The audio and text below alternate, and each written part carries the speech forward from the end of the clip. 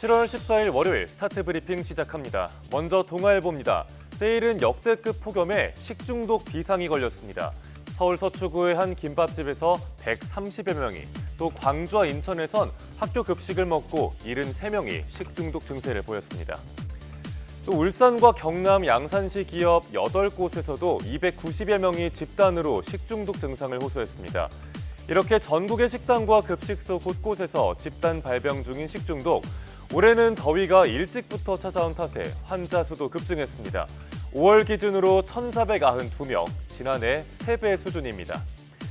식중독은 6월에서 7월로 넘어가는 기간에 환자가 확 늘어서 이맘때 더 주의가 필요합니다.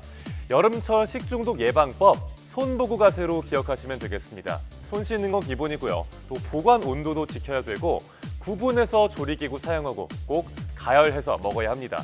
여기에 세척 순서까지 지키면 금상첨화입니다. 날도 더운데 식중독 걸리면 너무 고생이죠. 다들 식중독 예방 수칙 철저히 지키시고 의심 증상 발생하면 곧바로 근처 보건소에 신고하시길 바랍니다. 다음 한국일보입니다. 폭염에 식중독뿐만 아니라 이동 노동자들도 비상입니다. 요즘 같은 불볕더위에 하루 15시간씩 근무하면서 죽음으로 내몰리고 있는 이동 노동자들을 다룬 기사입니다. 극한 폭염이 기승을 부리지만 택배기사들은 하루 종일 박스를 들고 계단을 오르내립니다. 비 오듯 흐르는 땀을 제대로 닦을 새도 없이 주 7일을 일하기도 한다고 하네요. 이런 가운데 지난 4일부터 8일 사이 수도권에서 택배 노동자 3명이 연달아 숨지는 비극이 있었습니다. 정부는 체감온도가 33도를 넘으면 근로자에게 2시간마다 최소 20분의 휴식을 보장하기로 했죠. 하지만 택배기사와 같은 특수고용 노동자에겐 적용이 안 됩니다. 시간 내에 정해진 물량을 배송해야 해서 휴식권이 제대로 보장되지 않는 겁니다. 또 한여름의 극한 직업이라 불리는 도시가스 검침원들도 상황이 열악합니다.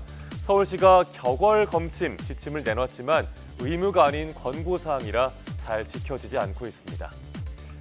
이동 노동자들이 죽음으로 내몰리는 일은 더 없어야겠죠. 전문가들은 각 사업장 특성에 맞게 고시 등 법적 근거가 있는 대책이 필요하고, 그래야 사업장에도 업무상 주의 의무가 생긴다고 강조하고 있습니다. 이어서 국민일보입니다. 식당에서 요즘 따라 국내산인 듯 국내산 아닌 국내산 같은 김치 드신 경험이 있으신가요? 어쩐지 맛이 이상했다면 그 이유가 있었습니다. 지난 1년 동안 원산지 위반 사례 중에 가장 많이 적발된 게 택가리, 중국 김치였다고 하네요.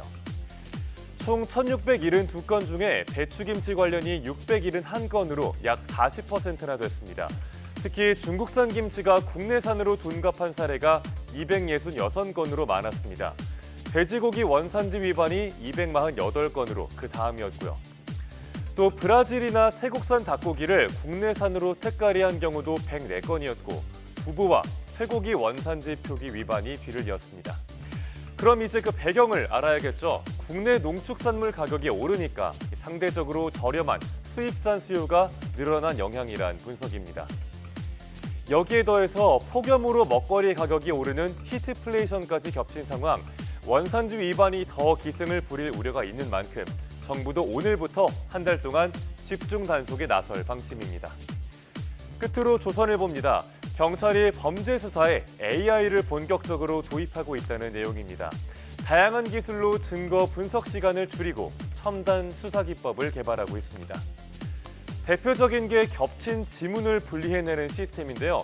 지문과 배경이 겹치면 2초 만에, 또 지문과 지문이 겹쳐도 10초 이내에 개별 지문을 분리할 수 있습니다. 올 하반기에 도입 예정입니다. 아동학대 영상 분석 시스템도 있습니다. 예전엔 60일치 CCTV 영상을 일일이 다 봐야 하고 인력도 부족해서 작업에 석 달은 걸렸는데 이제는 시간을 5분의 1 수준으로 줄일 수 있게 됐습니다.